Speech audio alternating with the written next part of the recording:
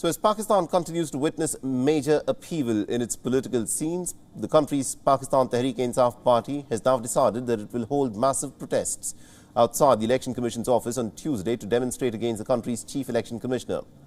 PTI and its allies have repeatedly accused Election Commissioner for his alleged biased behavior.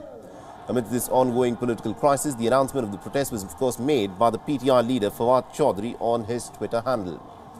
In his tweet, the former information minister said that the PTI's political committee in a meet on Sunday had taken up issues related to the ECP, and they've now decided to hold protests to publicly call out the election commissioner. He has also accused the election commissioner of being very partisan and biased, alleging that a declaration to de-seat the PTI's dissident assembly members had still not been issued by the ECP.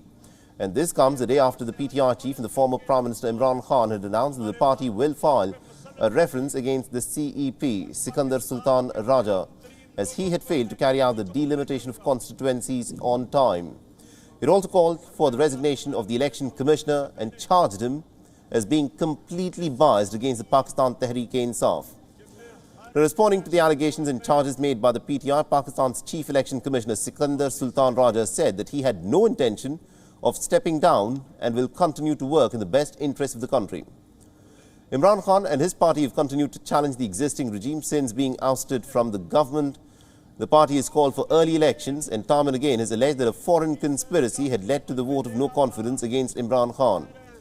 The former cricketer has refused to leave the pitch after having been caught behind the wicket, and he's now called on his supporters to prepare for a march in Islamabad sometime later this month.